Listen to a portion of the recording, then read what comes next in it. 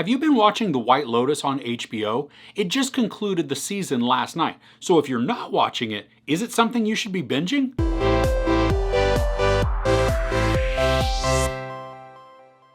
Set in a tropical resort, the exploits of various guests and employees are explored over the span of one tumultuous week. So this HBO series is very uncomfortable. There's this air of semi-dread that surrounds just about every aspect.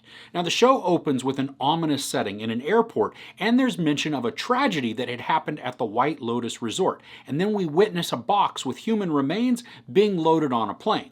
Then we're taken back a week to recount all of the events that lead up to that opening scene. The story follows 3 different groups of resort guests and then sprinkles in the resort staff to help build out the conflict. Each of these guest groups is rife with tension and behaviors that build out just wonderful story drama. There's the rich family, a single grieving woman, and a newlywed couple. The family is very wealthy and ultra-privileged. There's an ongoing tension within them as the daughter and her friend snark and comment on their parents' values and the behaviors. The funny thing is, though, that they're certainly benefiting from the successes of the family. There are a lot of themes that are examined in their story. We see the idea of contentment, how resentments are dealt with or not, identity and belonging, and even justice. The dynamic of all the players is tense, awkward, it's sometimes dysfunctional, and it's entertaining.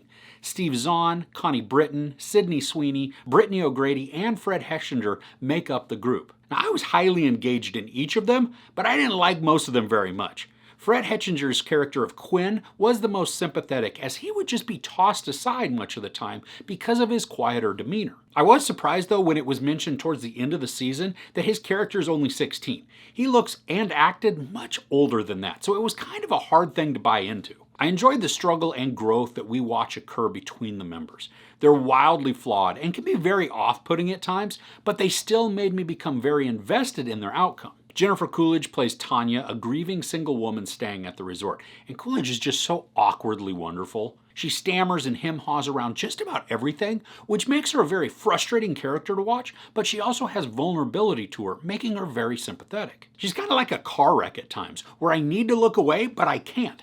I'm a moth to the flame, and I'm sucked right into her character. While we get glimpses into her and get to know her a little better every time we see her, the majority of her character development and then reveal come in the final 2 episodes.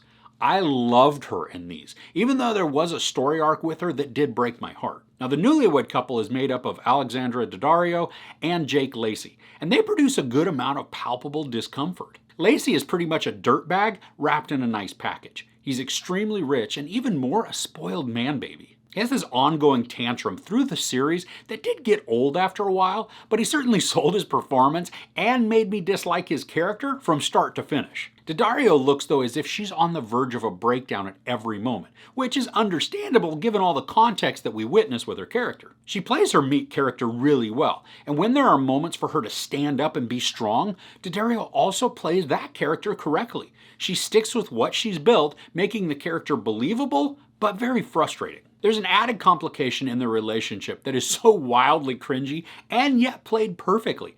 I was saying to the screen, oh heck no, during a portion of their story arc because it was just so unbelievable and yet it fit exactly with the narrative. And while this series is playing out with the guests, we have some really great performances from resort staff. Murray Bartlett plays the manager of the resort, and he is a slimy, gross, annoying, and even at times very sympathetic. I love how he has to hold his smile while he's speaking with the difficult and even impossible guests. We can see that he just wants to throttle them or drown them, or at the very least kick them out.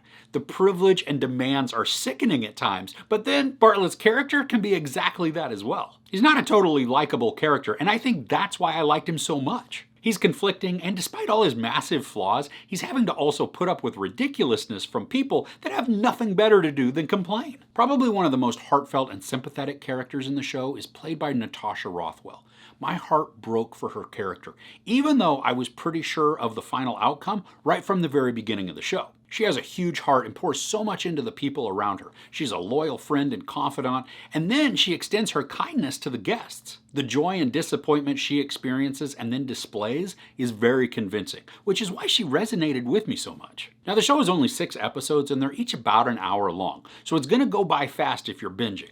The drama is high and we learn more and more about the characters as the show goes along. I do think the tease of the mystery that's unveiled at the very beginning of the first episode with the unknown body in the box, it does get a bit lost as the show goes along. But because of how the characters are built, there are more than a few of them that I was hoping would be inside that box. I think as I watched week to week, the pace was sufficient, but it might be a little slow to execute the vision if you're binging it all at once. The show does a great job of harnessing the awkward and uncomfortable exchanges between the characters, too. We're let in on all the private junk that people try to keep hidden, but somehow it bubbles to the surface. And even if they do a good job of hiding it, we're there in this show to watch it all come out. I think part of the genius of some of this is in the mundane.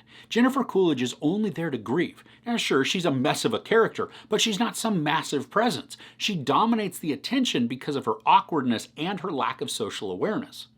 Steve Zahn is also rather commonplace. He's a guy going through some sort of midlife crisis, or at least he's coming to terms with a lot in his life. He's not a flashy character either. He's sad and conflicted, but the majority of his drama, and even the intrigue, comes because of how he'll just sit and try to talk to his son about things that matter to him. And while these characters are rather wealthy, they have many common problems when it comes to contentment, fears, or family problems. Money doesn't spare them from those, making them just like everybody else. And that's the mundanity. Mundanity? Mundaneness?